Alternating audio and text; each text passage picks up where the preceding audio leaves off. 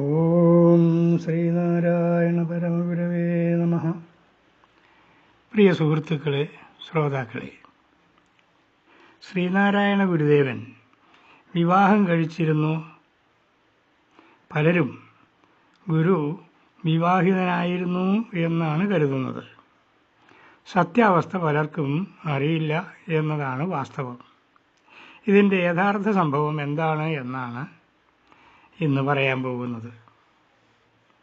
നാണുവിനെ കൊണ്ട് വിവാഹം കഴിപ്പിക്കണം എന്ന് തീരുമാനിച്ചതിന് ശേഷം മാതാപിതാക്കളും അമ്മാവന്മാരും നാണുവിന് യോജിച്ച വധു ആരായിരിക്കണം എന്ന ചിന്തയിലായി.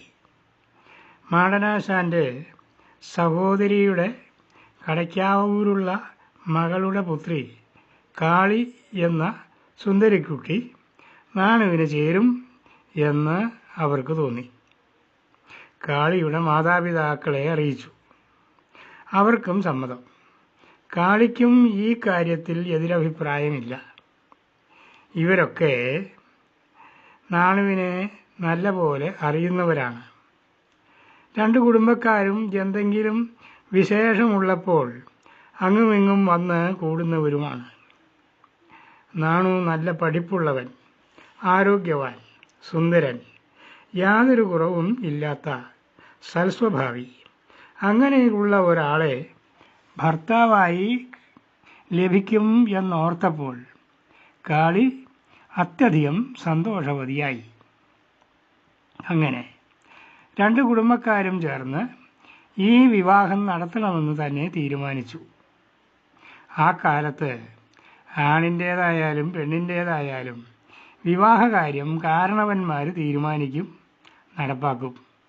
അത്രയേ ഉള്ളൂ. കാളിയുമായുള്ള വിവാഹക്കാര്യം ഗുരുദേവനെ അറിയിച്ചപ്പോൾ താൻ വിവാഹിതനാകാൻ ഇഷ്ടപ്പെടുന്നില്ല എന്നും സ്ഥാനമൂപ്പ് പ്രകാരം നോക്കുമ്പോൾ കാളി തനിക്ക് പുത്രിയുടെ സ്ഥാനത്ത് ആണ് എന്നും അതുകൊണ്ട് ഇങ്ങനെ ഒരു വിവാഹം ഉണ്ടാകുന്നത് ശരിയല്ല എന്നും ഒക്കെ പറഞ്ഞു നോക്കി. എന്നാൽ കാരണവന്മാരിതൊന്നും ഗൗനിച്ചതേയില്ല. അവർ വിവാഹത്തിനുള്ള ചിട്ടവട്ടങ്ങളിലേക്ക് കടന്നു. തീയതിയും മുഹൂർത്തവും നിശ്ചയിച്ചു. എല്ലാവിധ ഒരുക്കങ്ങളുമായി. വിവാഹ ദിവസം സമാഗതമായി. വധൂഗൃഹത്തിലേക്ക് പോകേണ്ടവരായവരൊക്കെ ഒത്തുകൂടി. പക്ഷേ വരനെ കാണാനില്ല. ഗുരുദേവൻ എപ്പോഴോ അവിടെ നിന്ന് എങ്ങോ പോയി കഴിഞ്ഞിരുന്നു. വിവാഹത്തിന് പെണ്ണു കൊണ്ടുവരിക എന്നൊരു പേരും കൂടിയുണ്ട്.